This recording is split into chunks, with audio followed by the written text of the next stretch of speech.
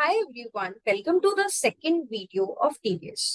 ये क्लास भी काफी इंपॉर्टेंट है, तो अच्छे से देखिएगा। और कोई भी क्वेरी होगी तो अपने टीचर से पूछ सकते हैं या डायरेक्टली मुझसे भी पूछ सकते हैं। तो सबसे पहले हम लोगों ने प्रीवियस वीडियो में क्या पढ़ा था, मैं एक ग्लिम्स आपको दे देती हूँ। तो प्रीवियस वीडियो में हमने पढ़ा था आखिर क्यों टीडीएस आया और टीडीएस क्या है। हमने पढ़ा था एक डिडक्टर होता है, एक डिडक्टी होती है। डिडक्टर जो है टीडीएस डिडक्ट करके गवर्नमेंट को देता है और डिडक्टी को क्या मिल जाता है, क्रेडिट मिल जाता है। तो हमने समझा था कि आखिर टीडीएस क्यों आया। सबसे पहले ट्रैक करने के लिए जो अनऑर्गेनाइज सेक्टर है हमारे, उनको हम ट्रैक कर सकते हैं। डिडक्टर कौन होता है? जनरली ऑर्गेनाइज सेक्टर वाले होते हैं, जैसे कंपनी, फर्म, इंडिविजुअल, एचयूएफ, जिनका ऑडिट होता है। मैं समझाऊंगी ये क्या है। Organized sector has huge expenditure and huge data relating to unorganized sector, and thus the government made the organized sector liable for deducting TDS. ठीक है, तो ऑर्गेनाइज सेक्टर जो है टीडीएस डिडक्ट करता है। किसका? Unorganised sector. एक एग्जांपल ले सकते हैं, जैसे सैलरी। सैलरी आपको मिल रहा है, आप तो अनऑर्गेनाइज सेक्टर से हो। तो ऑर्गेनाइज सेक्टर जो है, कंपनीज वगैरह, फर्म या इंडिविजुअल एचयूएफ, वो आपका टीडीएस काटेंगे। ठीक है। अब tax realisation to for budget requirement, अब पैसा चाहिए गवर्नमेंट को तो टीडीएस तो डिडक्ट करना पड़ेगा। पहले गवर्नमेंट को अगर पैसा मिल जाए तो डेवलपमेंट एक्टिविटी कर सकती है। गवर्नमेंट नहीं चाहती कि नेक्स्ट ईयर तक मैं रुकूं, आप जब रिटर्न फाइलिंग करोगे तब मैं क्या करूं, पैसा लूं, तो गवर्नमेंट को बहुत टाइम लग जाएगा। इसलिए चलिए आगे चलते हैं। आज का हमारा टॉपिक है who is liable to deduct TDS. बहुत इंपॉर्टेंट पार्ट है। मैंने आपको बोला था एक डिडक्टर होता है जिसके लिए एक्सपेंस है, डिडक्टी होता है जिसके लिए इनकम है। डिडक्टर डिडक्ट करता है टीडीएस। तो ये आखिर डिडक्टर होता कौन है जो पैसा काट के गवर्नमेंट को जमा दे? तो अगर आप एक कंपनी है, पार्टनरशिप फर्म है, एलएलपी है, लिमिटेड लाइबिलिटी पार्टनरशिप, अगर ये तीन चीज है आप, तो आपको कंपल्सरी टीडीएस डिडक्ट करना पड़ सकता है। तो आप बोलोगे मैम क्यों आप बोल रहे हो पड़ सकता है, मैं बताऊंगी आगे। पहले आपको ये समझना है, अगर आप कंपनी, पार्टनरशिप फर्म या एलएलपी है तो आपको टीडीएस डिडक्ट करना पड़ सकता है। लेकिन अगर आप इंडिविजुअल एचयूएफ है तो आपको देखना है कि अगर आपका अकाउंट जो है वो ऑडिट हो रहा है सेक्शन 44 AB में of the income tax act in the preceding financial year, तो आप बोलोगे मैम अगर मेरा अकाउंट ऑडिट नहीं हो रहा है और मैं इंडिविजुअल एचयूएफ हूँ तो मेरे को क्या टीडीएस डिडक्ट नहीं करना है? तो मैं बोलूंगी नहीं। इसके कुछ कुछ एक्सेप्शन है, वो हम समझाएंगे। तो एक्सेप्शन क्या है? सेक्शन 194 IA एंड IB, जो मैं आगे जाके आपको पढ़ाने वाली हूँ। तो सबसे पहले अगर आपको क्या समझना है, आप अगर कंपनी, पार्टनरशिप फर्म या एलएलपी है तो आपको टीडीएस में रजिस्ट्रेशन लेना पड़ेगा और आपको हो सकता है सामने वाले का टीडीएस डिडक्ट करना पड़े। लेकिन अगर आप एक इंडिविजुअल एचयूएफ हो तो आपको तभी टीडीएस में रजिस्ट्रेशन लेना है जब आपका अकाउंट ऑडिट हो। कौन से एक्ट में? इनकम टैक्स एक्ट में। उसको हम लोग बोलते हैं टैक्स ऑडिट। क्या बोलते हैं? Tax audit. मतलब कोई बंदा अगर टैक्स ऑडिट के लिए लाइबल है तो ही वो टीडीएस डिडक्ट कर सकता है, नहीं तो वो टीडीएस डिडक्ट नहीं कर सकता इन केस ऑफ इंडिविजुअल और एचयूएफ। ठीक है। अब थोड़ा समझते हैं कि किसको किसको ऑडिट कराना पड़ता है, टैक्स ऑडिट किसको कराना पड़ता है। जो इंडिविजुअल है, एचयूएफ है, कब वो टैक्स ऑडिट कराता है? अगर टर्नओवर 1 करोड़ से नीचे है तो वो नॉट लाइबल है, उसको टैक्स ऑडिट नहीं कराना है। अगर मेरा टर्नओवर प्रीसीडिंग फाइनेंशियल ईयर में 1 करोड़ से नीचे है तो फिर मेरे को टैक्स ऑडिट कराने की जरूरत नहीं है। अगर मैं टैक्स ऑडिट नहीं कराऊंगी तो मेरे को टीडीएस भी डिडक्ट करने की जरूरत नहीं है। नेक्स्ट, अगर मेरा टर्नओवर 1 करोड़ से 2 करोड़ के बीच है, not liable if SSC opted for presumptive taxation scheme and declare income 8% और 6% ऑफ डिक्लेयर टर्नओवर। तो आप बोलोगे मैम ये तो कुछ समझ में नहीं आया, आप क्या बोल रहे हो? देखिए, अगर आपका 1 करोड़ से नीचे टर्नओवर है तो उस केस में आप आंख बंद कर लीजिए, आपको टीडीएस में रजिस्ट्रेशन नहीं कराना है। अगर आपको नहीं कराना है तो आपको टीडीएस डिडक्ट भी नहीं करना है। लेकिन अगर आपका टर्नओवर 1 करोड़ और 2 करोड़ के बीच में है तो उस केस में आपके पास एक ऑप्शन है। क्या ऑप्शन है? कि आप प्रिजेम्पटिव टैक्सेशन स्कीम में जा सकते हो। अब आप बोलोगे मैम ये तो बहुत भारी भरकम शब्द है, ये क्या है प्रिजेम्पटिव टैक्सेशन स्कीम? ये समझाने का मैं कोशिश करती हूँ कि व्हाट इज प्रिजेम्पटिव टैक्सेशन स्कीम। देखिए, प्रिजेम्पटिव टैक्सेशन स्कीम में आप तब जा सकते हो जब आपको बुक्स ऑफ अकाउंट्स मेंटेन नहीं करना है। क्या मेंटेन नहीं करना है? Books of accounts not required to be maintain, आपको मेंटेन करने की जरूरत नहीं है। अगर आपको बुक्स ऑफ अकाउंट्स मेंटेन नहीं करने का मन है तो आप प्रिजम्पटिव टैक्सेशन में जा सकते हो, जिसमें आपको टर्नओवर के बेसिस पे अपना इनकम डिक्लेयर करना है। ठीक है, आपका टर्नओवर का कुछ परसेंटेज आपका इनकम होगा। या तो आपका इनकम 8% होगा आपके टर्नओवर का, या आपका इनकम 6% होगा आपके क्या चीज का, टर्नओवर का। जैसे आपका टर्नओवर है 1.5 करोड़ और आप प्रिजम्पटिव टैक्सेशन स्कीम में जाते हो। ठीक है, मैं एक एग्जांपल लेती हूँ। जैसे मेरा टर्नओवर है 1,50,00,000 और मैं कहाँ जा रही हूँ, मैं प्रिजम्पटिव टैक्सेशन स्कीम में जा रही हूँ। तो उस केस में मेरे को बुक्स ऑफ अकाउंट्स मेंटेन करने की आवश्यकता नहीं है। I am not required to maintain the books of accounts. तो अब ये जो 1.5 करोड़ है, ये तो मेरा टर्नओवर है। Then what will be my income, what will be considered as my income. तो ये 1.5 करोड़ का कितना परसेंट माना जाएगा मेरा इनकम, 8% माना जाएगा। ठीक है, तो 8% इनकम माना जाएगा, टैक्स नहीं। ये गलती मत कर देना।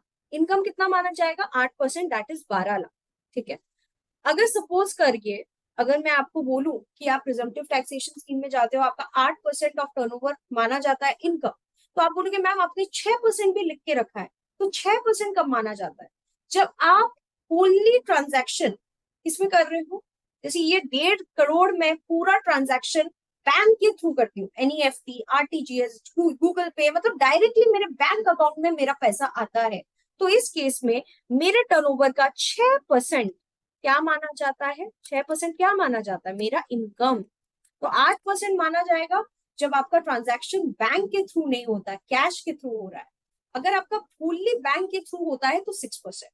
अच्छा, सपोज कीजिए 1.5 करोड़ में से 50%, 1.5 करोड़ में से 50% जो है मेरा कैश में हो रहा है, और 50% मेरा क्या हो रहा है, टर्नओवर बैंक में डायरेक्टली आ रहा है। ठीक है, ऐसा हो सकता है। तो उस केस में क्या हो रहा है, उस केस में ये जो है 7,50,000 जो भी है, 7 करोड़, सॉरी 75 लाख जो है वो कैश में आ रहा है। तो 75 लाख का कितना इनकम माना जाएगा, ये कैश में आ रहा है तो हम लोग 8% मानेंगे। कितना परसेंट मानेंगे, 8%। और ये जो इनकम है सीन्स डायरेक्टली बैंक के थ्रू हो रहा है, तो ये हम मानेंगे 6%। इसमें फायदा है डायरेक्टली अगर आपके बैंक में जा रहा है।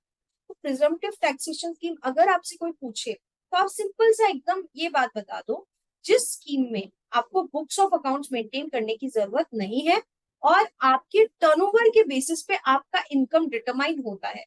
अगर आपका टर्नओवर सपोज करो फुल्ली कैश में है तो 8% माना जाएगा, फुल्ली बैंक के थ्रू आता है तो 6% माना जाएगा, पार्टली जो भी है कैश या बैंक ऐसे कुछ भी परसेंटेज में हो तो उस परसेंटेज के हिसाब से आपका 6% इन केस ऑफ बैंकिंग ट्रांजैक्शन और 8% इन case of only cash transaction आपका इनकम माना जाएगा। तो ये तो हो गई प्रिजम्पटिव टैक्सेशन स्कीम की बात। तो मैंने ये आपको क्यों पढ़ाया, अगर आपका टर्नओवर 1 करोड़ से 2 करोड़ के बीच में है और आप प्रिजम्पटिव टैक्सेशन स्कीम में जाते हो, अपने बुक्स ऑफ अकाउंट्स को मेंटेन नहीं करना चाहते हो, तो आपको भी टीडीएस डेटा करने की जरूरत नहीं है, आपको टैन में रजिस्ट्रेशन लेने की जरूरत नहीं है इन केस ऑफ इंडिविजुअल और एचयूएफ, और क्योंकि आपका टैक्स ऑडिट नहीं होता है। तो सिंपली आपको ये समझना है कि अगर आपका टर्नओवर 1 करोड़ से नीचे है तो आप टैक्स ऑडिट के लिए लाइबल नहीं हो। 1 करोड़ से 2 करोड़ के बीच में है और आप प्रिजम्पटिव टैक्सेशन स्कीम में जाते हो, मतलब अपना बुक्स ऑफ अकाउंट्स मेंटेन नहीं करना चाहते हो, अपना इनकम 8% या 6% डिक्लेयर करते हो, तो भी आपको टैक्स ऑडिट नहीं लगता है। अगर बंदे को टैक्स ऑडिट नहीं लगेगा तो उसको टीडीएस में रजिस्ट्रेशन लेने की जरूरत नहीं है। अब आगे चलते हैं।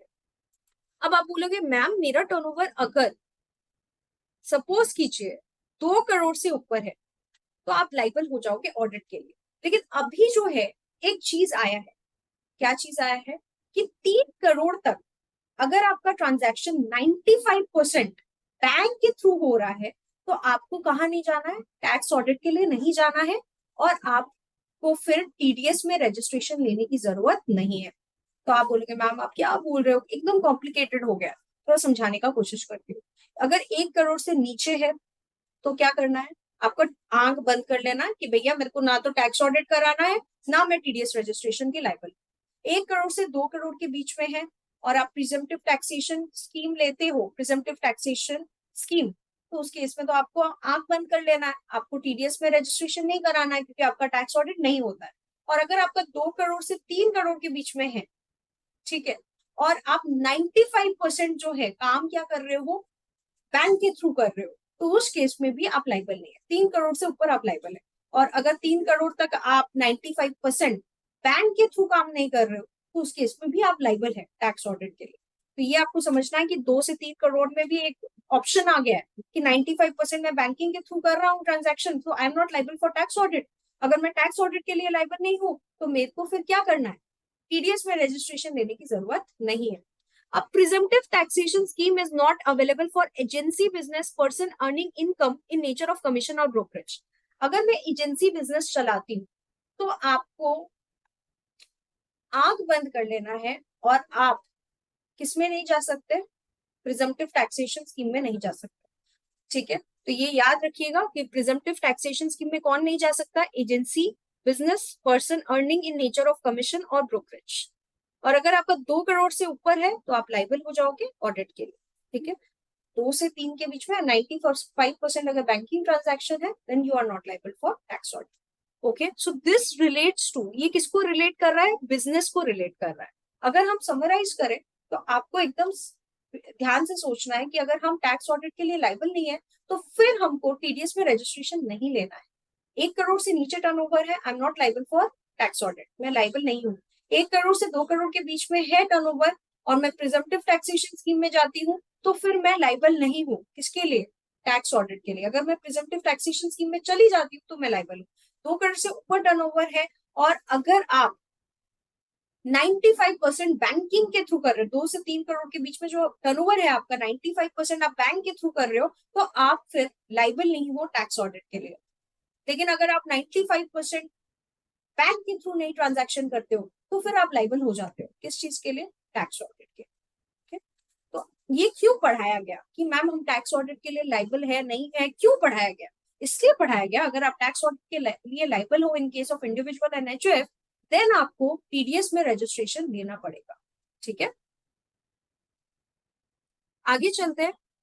आप अगर बिजनेस से ही प्रोफेशन करते हो, प्रोफेशन के केस में क्या है, प्रोफेशन का मतलब क्या होता है, जैसे चार्टर्ड अकाउंटेंट एक प्रोफेशन हो गया, engineering, medical, legal, architectural, accountancy, technical consultancy, interior decoration, ये सब क्या है, प्रोफेशन है। लीगल हो गया, मेडिकल, इंजीनियरिंग, आर्किटेक्चरल, तो उनके लिए हम लोगों को क्या देखना है, ग्रॉस रिसीट देखना है। अगर उनका रिसीट जो है 50 लाख से कम है तो वो लाइबल नहीं है ऑडिट के लिए। अगर 50 लाख से ज्यादा है तो वो लाइबल है ऑडिट के लिए।